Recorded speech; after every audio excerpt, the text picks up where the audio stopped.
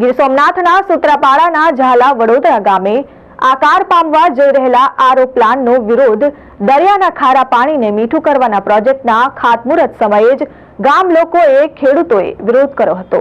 આ દ્રશ્યો છે સૂત્રાપાડાના ઝાલા વડોદરા ગામના, જ્યાં સમુદ્રના ખારા પાણીને મીઠું કરવાના આરઓ પ્લાન્ટ આકાર પામવાનો છે, જેનું કામ પણ એક ખાનગી કંપનીને સોંપાઈ ગયું છે અને આજે તેની ખાતમુહૂર્ત પણ કરાયું છે।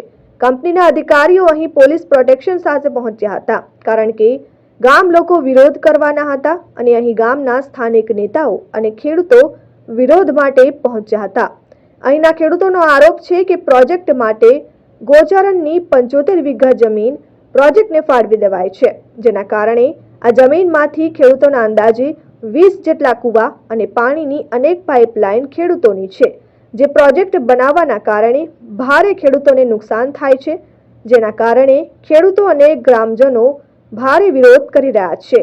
આરો પ્લાન્ટ બને છે અહીંયા ઘણે કમસે કમ અહીંથી 70-80 ખેડૂતોને વાડિયું છે એ વયું જાય, પાપલેન વયું જાય। આ ખેડૂતની વાડી અને પાપલેન વહી જાય ને એટલે ખેડૂતો પાયમાલ થઈ જવાનું છે, કારણ કે એની રોજીરોટી આની ઉપર છે। અમારા ગામમાં વડોદરા ઝાલામાં 6-7 હજારની વસ્તી છે, એમાં 80% ઢીહા ઉપર નભે છે। બધાનું ભરણ પોષણ છે ને, આ વાડીઓ છે ને, વાડીમાં મીઠા પાણી છે ને એટલે ભરણ પોષણ થાય છે।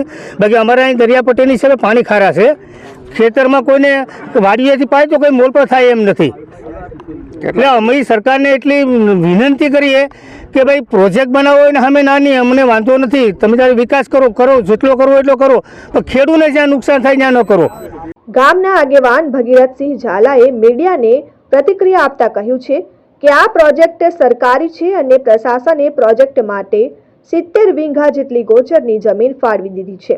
એટલું જ નહીં, ગ્રામ પંચાયત દ્વારા પ્રોજેક્ટ સુધી જવાના રસ્તાની જમીન ફાળવવામાં નથી આવી અને ગ્રામ પંચાયત રસ્તાની જમીન ન આપવામાં પણ ઠરાવ કર્યો હતો।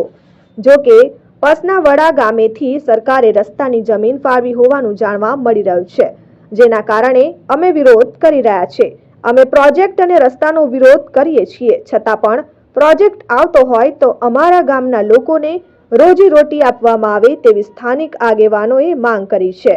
જે લોકો કામ કરવા માટે આવ્યા છે, અમારા ગ્રામ પંચાયતનો જે વિરોધ છે, અમે રસ્તો ફાળવ્યો નથી, છતાં પણ એ લોકો આજે એની સાઈડ ઉપર આવવા માટેના સાધનો લઈને આવ્યા છે। એ માટે અમે ગ્રામજનો સાથે અને ગ્રામ પંચાયતની બોડી સાથે વિરોધ કરવા માટે આવ્યા છે।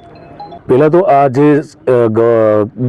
કલેક્ટર ગીર સોમનાથ સાહેબે જ્યારે આ જગ્યા ફાળવી છે 72 હેક્ટર, તેની અંદર અમારા ગામના 14 થી 15 જણાના કૂવા આવેલા છે, 20-25 પાઇપલાઇનો છે, જેને નુકસાન થઈ રહ્યું છે અને ગામનું ગૌચર આની પહેલાં પણ ગૌચર છે, તો ગૌચર શા માટે કલેક્ટર સાહેબે કયા બેઝ ઉપર ફાળવ્યું છે એ હવે વહીવટી પ્રક્રિયા છે, એ લોકો જાણે છે। અમે એ લોકો માટે સામે કેસ કર્યો છે ગુજરાત હાઈકોર્ટમાં, 165 નંબરનો કેસ છે અમારો, એ પણ ગુજરાત સરકાર સાંભળતી નથી ને એ પણ કેસ પેન્ડિંગમાં એક તારીખ ઉપર તારીખ આપે છે। તો કાર્યક્રમ એ હતો કે આ તમને જે આ પ્લાન્ટે આવવાની જગ્યા છે, તો એ પ્લાન્ટે આવવાની જગ્યા અમે ગ્રામ પંચાયતે એને નામંજૂરીનો ઠરાવ આપેલ છે, તો એ લોકોએ પ્રશ્નાવડાથી બીજો રસ્તો ચોઈસ કર્યો। પહેલો રસ્તો આની પહેલાં વડોદરા ઝાલાથી પસંદ કર્યો હતો, એનો અમે વિરોધ કર્યો હતો, ત્યારે અમે નામંજૂરનો ઠરાવ આપ્યો હતો।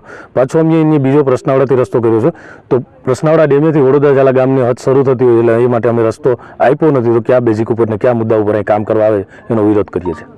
બીજી તરફ આરઓ નિર્માણ માટે પહોંચેલા અધિકારીઓએ કેમેરા સામે બોલવા સ્પષ્ટ ઇનકાર કર્યો છે।